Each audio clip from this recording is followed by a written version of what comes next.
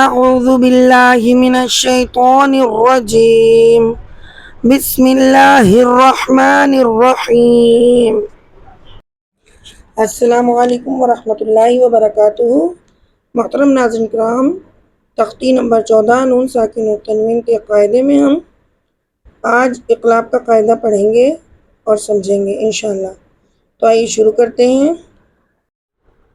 تو آج ہم قاعدہ نمبر 4 اقلاب مع الغنہ الحمدللہ سیکھیں گے کہ یہ کب ہوتا ہے اور کہاں ہوتا ہے، کیسے ہوتا ہے۔ قاعدہ نمبر 4 اقلاب مع الغنہ وہ اس طرح کہ نون ساکن یا تنوین کے بعد اگر حرف با آئے جس سے پہلے نون ساکن یا تنوین پر چھوٹی سی میم ہوتی ہے، اس نون ساکن یا تنوین کو اس میم سے بدل کر غنہ کے ساتھ پڑھنے کا نام اقلاب مع الغنہ ہے۔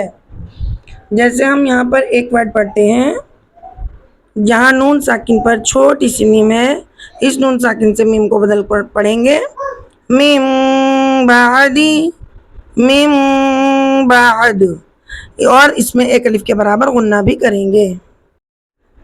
ہمیں معلوم ہوا کہ اقلاب کے معنی ہیں بدلنا، تبدیل کرنا، اور اس میں ہمیں غنہ کا بھی خیال رکھنا ہے، یعنی اقلاب کے قاعدے میں ایک الف کے برابر غنہ بھی ہوتا ہے، ادغام مع الغنہ کی طرح۔ انبیاء اللہ، انبیاء اللہ۔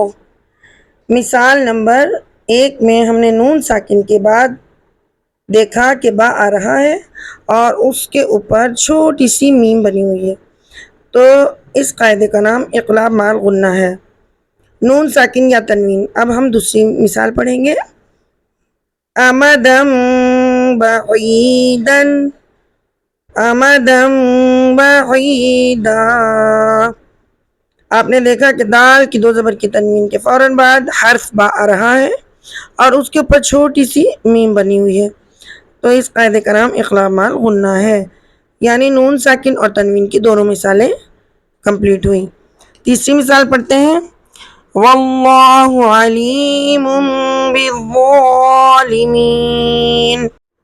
اس کلمے میں میم کے اوپر 2 پیش کی تنوین ہے اور اس کے فوراً بعد با حرف آ رہا ہے، حرف با کے اوپر چھوٹی سی میم بنی ہوئی ہے، تو یہاں پر 2 پیش کی تنوین کو میم سے بدل کر غنہ کے ساتھ پڑھیں گے کرام بررۃ، کرام بررہ۔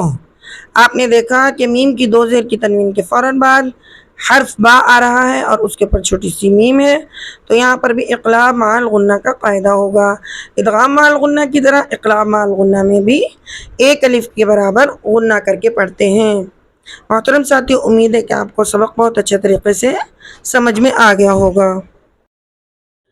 قرآن پاک میں بھی اقلاب مع الغنہ کی مثالیں موجود ہیں اور الحمدللہ آپ کو ہم ان مثالوں کے ساتھ سمجھاتے ہیں۔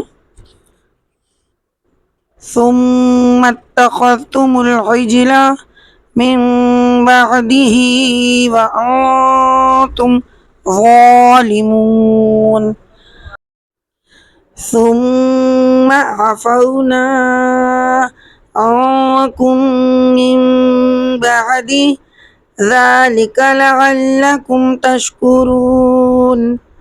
آپ نے دیکھا کہ پہلی لائن میں بھی من بعدی اور دوسری لائن میں بھی من بعدی آیا ہے، تو یہ اقلاب کا قاعدہ ہے۔ الحمدللہ آپ کو بہت اچھے طریقے سے سمجھ میں آ گیا ہوگا، کیونکہ اسی لیے ہم نے گول سرکل کے نشان لگائے ہیں۔ محترم ساتھیوں، اگر آپ کو ویڈیو پسند آئی ہو تو ہماری ویڈیو کو لائک کیجیے گا، شیئر کیجیے گا، سبسکرائب کیجیے گا اور واچ کیجیے گا۔ جزاک اللہ، اللہ حافظ، انشاءاللہ ملیں گے اگلی ویڈیو میں۔